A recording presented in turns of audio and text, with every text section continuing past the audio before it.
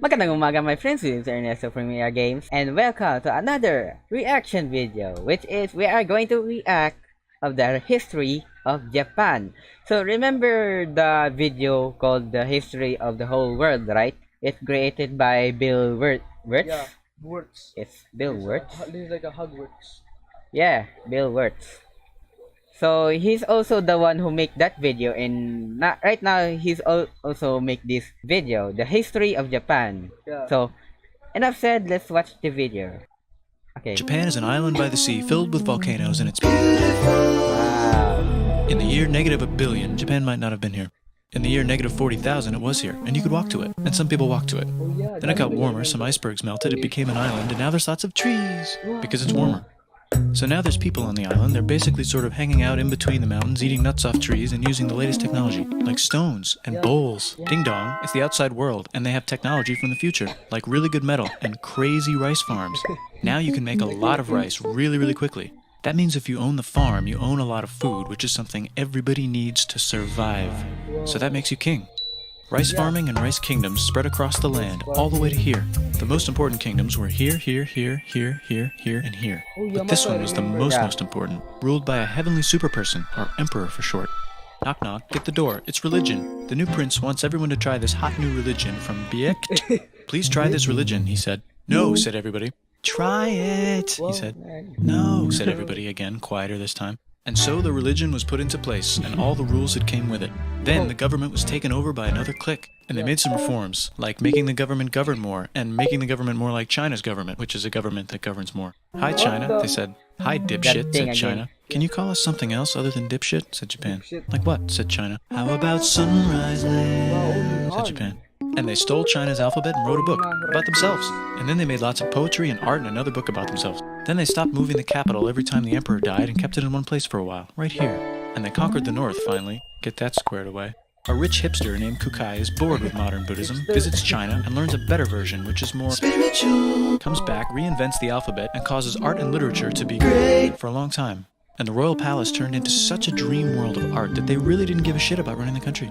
So if you live outside the palace, how are you supposed to protect your shit from criminals? Hire a samurai. Everyone started hiring samurai. Rich, important people hired samurai. Poor people who could not afford to hire samurai did not hire samurai. The samurai became organized and powerful, more powerful than the government. So they made their own military government. Here, they let the emperor still be emperor, but the shogun is actually in control. Breaking news, the Mongols have invaded China. We've invaded China, Said the Mongols. Please respect us, or else we might invade you as well. Okay, said Japan. So the Mongols came over, ready for war, and died in a tornado. But they tried again, and had a nice time fighting with the Japanese, but then died in a tornado. Then the emperor overthrows the shogunate. Then the shogunate overthrows him back and moves to Kyoto and makes a new shogunate. And the emperor can still dress like an emperor if he wants, that's fine. Now there's more art. Like painting with less colors, collaborative poetry, plays, monkey fun, tea parties, gardening, architecture, flowers. It's time for who's going to be the next shogun. Usually it's the shogun's kid, but the shogun doesn't have a kid. So he tries to get his brother to quit being a monk and be the next shogun. He says okay, but then the shogun has a kid. So now who's it gonna be? Vote now on your phones.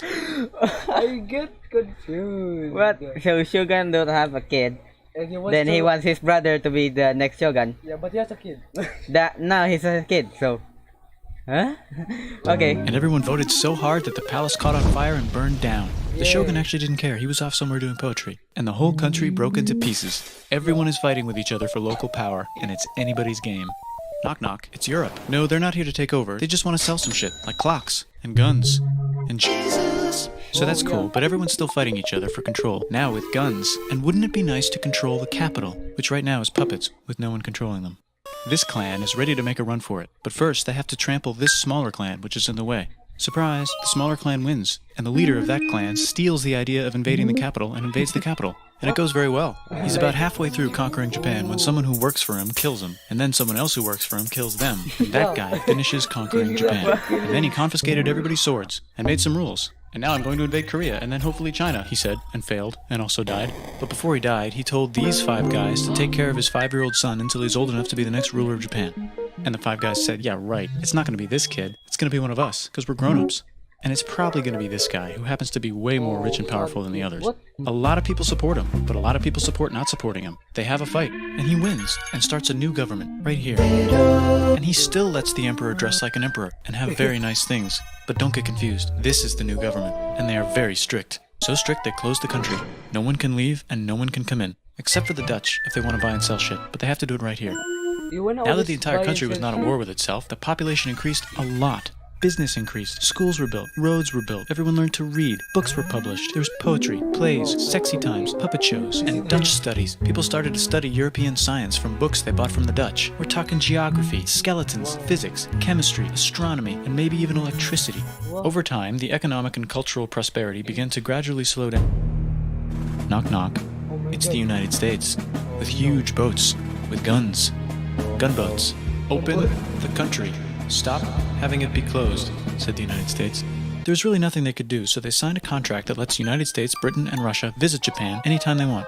Choshu and Satsuma hated this. That sucks, they said. This sucks. And with almost very little outside help, they overthrew the shogunate and somehow made the emperor again and moved him to Edo, which they renamed Eastern Capital. They made a new government, which was a lot more Western.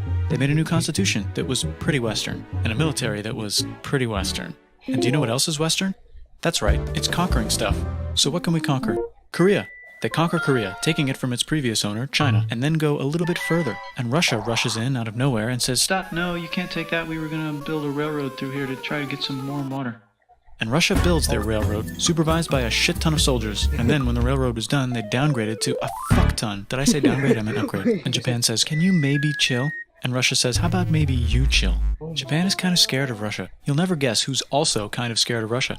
Great Britain. So Japan and Great Britain make an alliance together so they can be a little less scared of Russia. Feeling confident, Japan goes to war against Russia, just for a moment, and then they both get tired and stop. It's time for World War I. The world is about to have a war, because it's the 1900s and weapons are getting crazy, and all these empires are excited to try them out on each other. Meanwhile, Japan has been enjoying conquering stuff and wants more. And the next thing on their list is this part of China and lots of tiny islands. All that stuff belongs to Germany, which just had war declared on it by Britain because Britain was friends with Belgium, which was being trespassed by Germany in order to get to France to kick France's ass because France is friends with Russia, who was getting ready to kick Austria's ass because Austria was getting ready to kick Serbia's ass because someone from Serbia shot the leader of Austria's ass. Or actually shot him in the head. And Britain is currently friends with Japan, so you know what that means. Duh, Japan should take the islands. Which they wanted to do anyway, so they called Britain on the telly to sort of let them know. And then they did it. And they also helped Britain a little here and there with some errands and stuff. Now the war is over, and congratulations, Japan, you technically fought in the war, which means you get to sit at the negotiating table with the big dudes, where they decided who owns what. And yes, Japan gets to keep all that shit they stole from Germany. You also get to join the post-war mega alliance, the League of Nations, whose mission statement is to try not to take over the world. The Great Depression is bad, and Japan's economy is now crappy, but the military is doing just fine, and it invades Manchuria. In the League of Nations, it's like, no, don't do that. If you're in the League of Nations, you're not supposed to take over the world. And Japan said, how about I do anyway? And Japan invaded more and more and more and more of China, and was planning to invade the entire East. You've got mail. It's from Germany, the new leader of Germany. He has a cool mustache, and he's trying to take over the world and needs friends. This also got forwarded to Italy. They all decided to be friends because they had so much in common. It's time for World War II. Germany is invading the neighbors. Then they invade the neighbors' neighbors. Then the neighbors' neighbors' neighbors, who happened to be Britain, said, holy shit. And the United States started helping Britain because they are good friends, and started not helping Japan because they're friends and our friends are not friends. Plus they're planning on invading the entire ocean. The United States is also working on a large, very huge bomb, bigger than any other bomb, ever. Just in case. But they still haven't joined the war. War looks bad on TV, and the United States is really starting to care about their image. But then Japan spits on them in Hawaii and challenges them to war. And they say yes. And then Germany, as a symbol of friendship, declares war on the United States also. So the United States goes to war in Europe, and they help the gang chase Germany back into Germany. And they also start chasing Japan back into Japan. And they haven't used the bomb yet, and are curious to see if it works. So they drop it on Japan. Tried it before. They actually dropped two. Dropping Hiroshima and Nagasaki. You already tried that test, the Manhattan Project.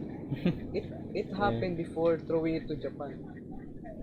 Oh no, this is like... The United States installed a new government, inspired by the United States government, with just the right ingredients for a post-war economic miracle. And Japan starts making TVs, VCRs, automobiles, and camcorders as fast as they can, and also better than everybody else. They get rich, and the economy goes wild, and then the miracle wears off. But everything's still pretty cool, I guess. By Wait, that's it. That Wow. is- Japan is an island Oh, by the okay, you gotta stop here. So that's really entertaining to watch. So I wish he makes the history of the Philippines, right? Yeah. Because there's a will lot of find it. history in the Philippines. I don't know, maybe he might still don't use it, but maybe someone will ask, maybe us will ask Yeah. him I guess to spam make is that common. to make a video about the history of the Philippines. So anyway, thank you guys for watching. If you like this video, click like. If you're new here, subscribe. This is Ernesto, and we're signing out.